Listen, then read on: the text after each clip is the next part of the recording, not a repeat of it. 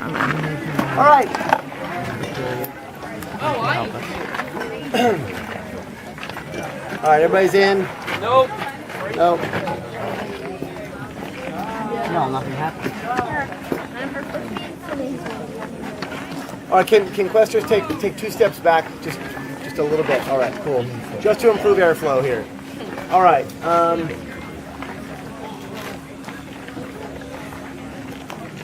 So we got one of those from Hecate earlier, telling us that she'd placed. She's going to give us a boon. She's going to place 3 chests, I think she said, in a cave. And the clue she gave us was the land bridge. Now, when I hear land bridge, I know all about this park. I know that means the Upper Falls.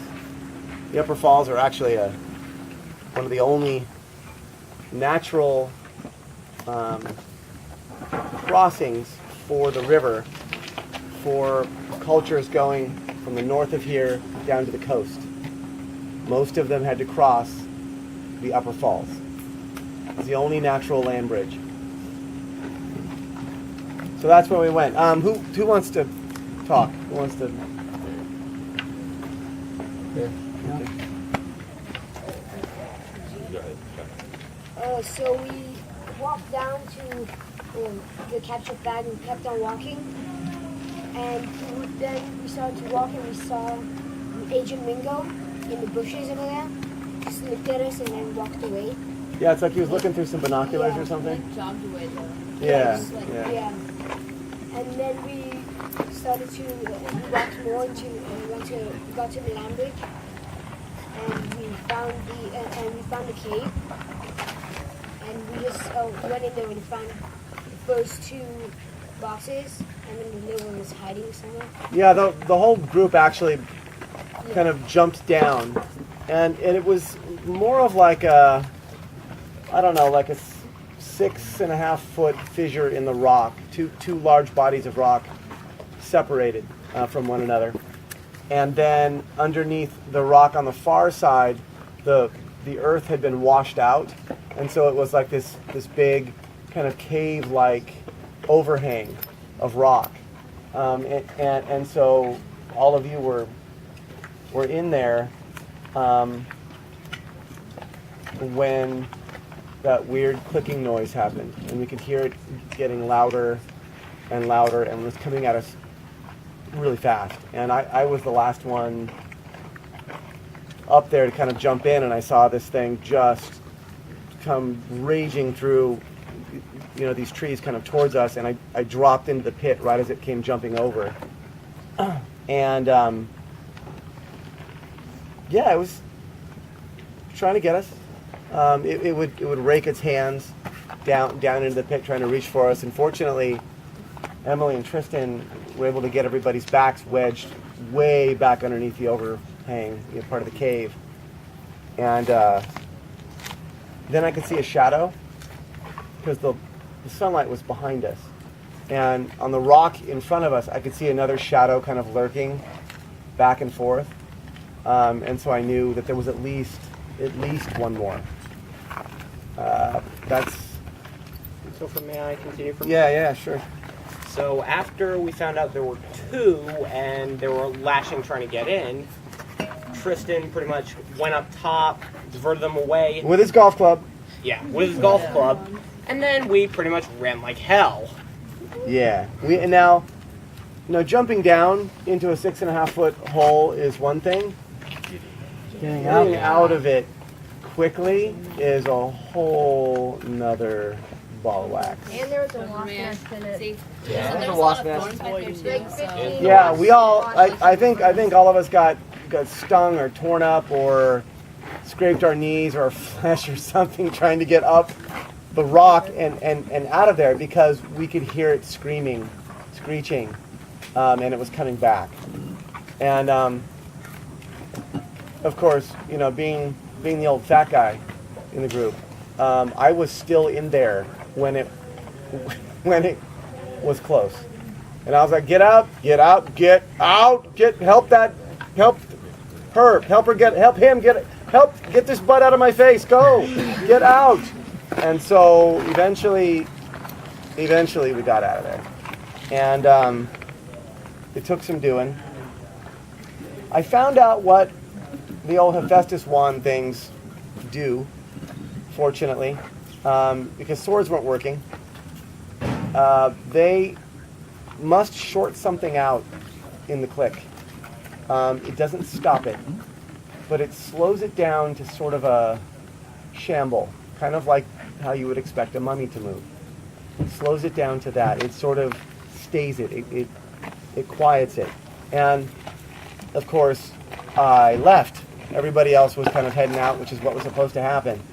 And I looked back, and they were moving quickly again, covering ground across the land bridge really quickly. And so I turned around and I said, I better find out how long this works. And so zapped him again, and they shambled along towards me for about like 10 to 13 seconds. About. I wish I could tell you I was keeping really close track of how long I've been counting, but somewhere after 4, I kind of lost track because I was watching them. And I thought, okay, has that ever happened to you? When you really focus on something and you're counting and you're like, was that 4 or was that 5? Or was that 6? Or did I skip 3? And so my brain was kind of doing that. And then I did it again, and then I ran. I ran as fast as my legs could carry me for the 10 to 13 seconds. By that time, I think you guys and gals were up on the ledge, or the walkway along the creek. Who wants to take over from there? Yeah. Well, we were running back from the click. The minute you could hear the screeches, it was terrifying to say the least. Yeah. There weren't so much any clicks anymore. It was mainly just the screechy, yelly thing. We couldn't hear Topher anymore. We could only hear the screams. When we got there, I was quietly whimpering. I'm sorry. Yeah. When we got there was a sword class going on. Master Damon wasn't too happy. He went into. But somebody else was there too. Yeah, Ringo Ringo was was there. setting off smoke bombs or whatever. Yeah, we thought he was on trying the to road. stop us, held them all. but then He kind had of like this. He held them all. Yeah, he pointed the thing at us, and then we like went around him, and then he just kind of turned around and Yeah. He didn't even Yeah. he barely even Yeah, he looked at said us. He was looking like right behind us. I heard looking it at the He was to tell us to motioning keep us. running. He said, Yeah. Motioning keep us on going, for keep on keep going. running. Yeah. Getting sick. Yeah, which is kind of curious because he came at me with a stick, but then he stopped when he saw how close the click were, and they attacked him. They dropped him. He got back up. They dropped him again, and he got back up again. And at that point, Master Damon and I took off up the hill. So I think what happened is Ringo got up, and I saw him right before we left. I looked back, and I saw him writing something on his arm. And then he dashed off in the forest. So I don't know where he went or what he was doing, but they did lay hands on him. I don't know what that means, but it's kind of gross. And I don't know what's going to happen. Now we got, thanks to this crew up here, and thanks to Tristan and Emily, we brought back the 3 boxes that Hecate placed for us out there. But she's kind of mercenary.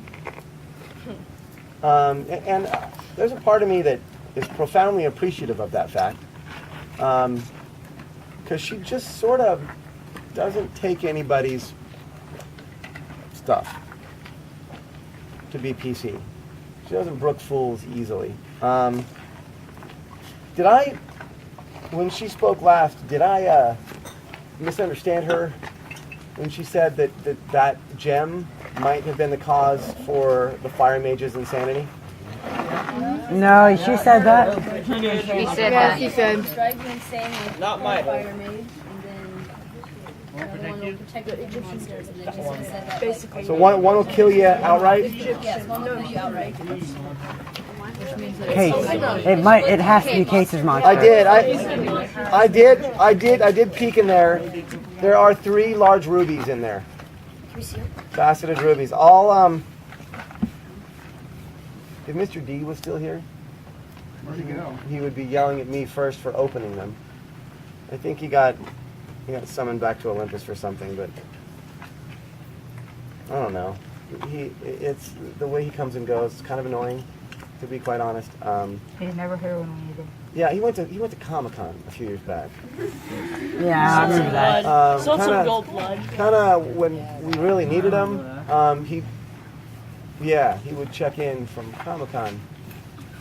And he actually rolled into a mobile blood bank and donated blood so that he could get some Comic-Con exclusive swag.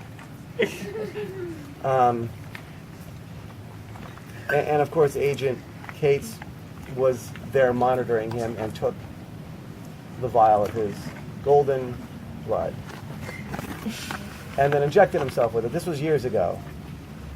In case any of you have forgotten, Agent Cates' blood makeup is special. It's pretty unique. He's injected himself with Demogorgon and Werewolf and God and who knows what else. And ugly. I'm kind of and ugly. Definitely dip the syringe into the ugly pond. So, but he's got nice hair. So He does have nice hair. yeah, That's considered nice. it's about as nice as I can be. Anyways, if Mr. D were here, he would be yelling at me. I am sort of the idiot that would rather open it up and see what it does so that none of you have to. But I think we'll wait until tomorrow morning to figure out which of these. He's done this before for us.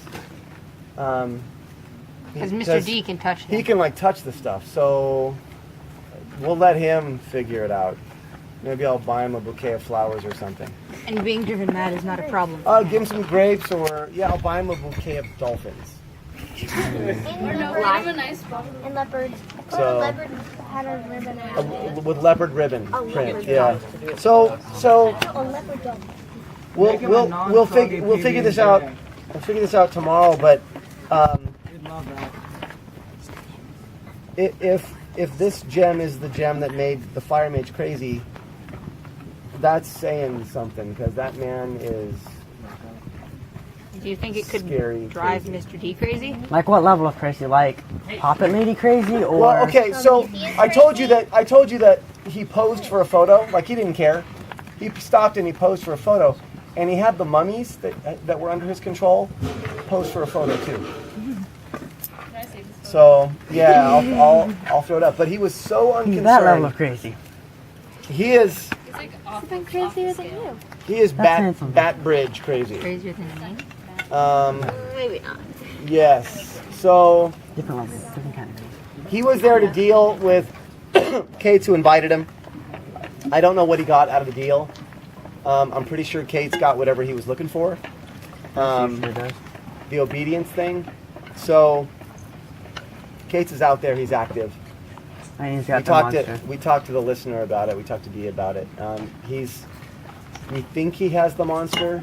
We're not sure. He's not been able to get it under control yet, and that's the whole point of his operation this year, I think, is to get that thing under control and work out the obedience problems it has. And I think he's using some sort of magic that's specific to the creation of mummies, who are perfectly obedient, to do it. Agent Smith created the clique with some sort of Egyptian magic, and Hecate, I told you in one of the dreams, was sort of waxing philosophic about Egyptian magic. How clean it is, how precise, how numerical and perfect all of it is. It makes sense. And she was a little miffed off about that. So, what I want to do is avoid an open turf war between the Egyptian gods and the Greek and Roman gods. That would be horrifying. Catastrophic. It'd be horrifying. It always sounds to me as if Hecate is a little jealous. I don't know about paranoid. She likes her secrets. I don't think that's paranoid. It's just who she is. So she asked us if we were willing to sacrifice something for the information, the secret that she would share for us. Now, knowing a little about the way the gods work, I would caution us before we say yes, before we come up with a what are we willing to sacrifice, because price tags not always right up front. Could we afford to say no? I think you are all strong enough and brave enough and smart enough that we can figure it out on our own, but that is a pretty tantalizing. It's like it's like a get out of jail free card. And again, she could be lying. Maybe I haven't known her to lie yet. I say yet. The secret within a secret. I'm lying. It could be a secret within a secret, but who knows? I mean, maybe not. First off, give these folks a huge round of applause because that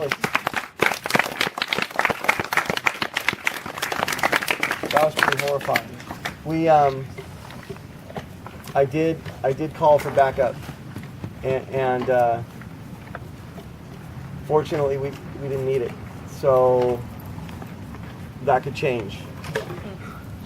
The way things are going now, I think we need to have a secondary group waiting in the wings from here on out in case the first group gets in water that's a little too deep. Does that make sense? Yeah. Should. So, yeah. So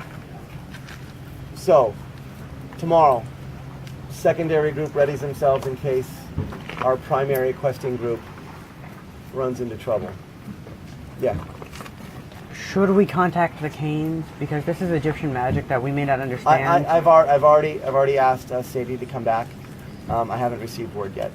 Okay, So because this remember, is magic we Sadie. don't understand.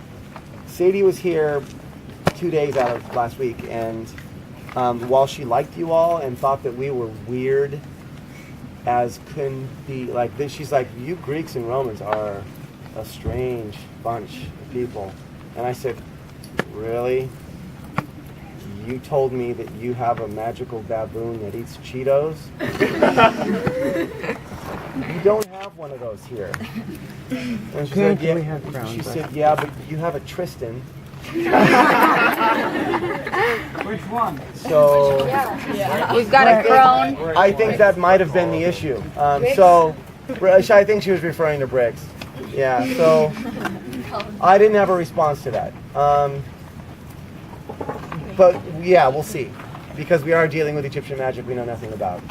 And as much as we had to train specialized like mummy fighters last week too, and she helped us do that. And so it was, yeah, it was crazy. Yes. Oh yeah. So I came back from Quest, and we were sitting at the table, and apparently, according to you guys, I asked you upon seeing my arm. About 10 times. About 10 times. I said, did any of you see me do this? Possibly. And you said no. And then apparently, every time I'd look away and then look back at it, I asked the same question. Is that what happened? Until we finally covered it up. So eventually, you guys covered it up. We took a photograph of it and we videotaped it. Me talking, and for whatever reason, seeing the videotape helped to kind of jar my memory loose. I don't remember when I did this. I don't know when this happened. I don't know when in the return trip back I put this on. I didn't have a pen. I wasn't around anybody with a pen. As far as you know. Did you see that? No. There was a lot of screeching. It was more than just two, but I never saw more than that. And I have a clear recollection now, well, sort of clear recollection about all this stuff that happened. It's a little fuzzy around the edges, but it's not horrible. Let's just be careful. Yeah. Do you think they're evolving? Because before you said only mortals could remember. Yeah, well, what it was is they're designed to go after demigods and ignore everything else. And so far that's been true. So far, But you're not a demigod. I'm not a demigod. Nice. I'm not just like you guys and gals. So What are you? something else is happening here. Well, I mean, they So also noticed D, so. yeah, something else is happening. But They didn't notice teeth. be vigilant Almost. tonight when you leave the park, when you go home. If you see them, do this, keep track. You shouldn't have problems remembering them, but if anything goes wonky, if you starts to get fuzzy around the edges, if there's just weird stuff happening, keep track somehow. Make a recording on your phone. Do something. Just be safe. Get some rest tonight. Don't forget to check out with your counselors. Clean up. It's hot. You all look exhausted. It's going to be hotter tomorrow. So hydrate tonight. Drink plenty of water from now until the time you see us again. Don't have to play catch up. I love you all. Good job today. Thank you.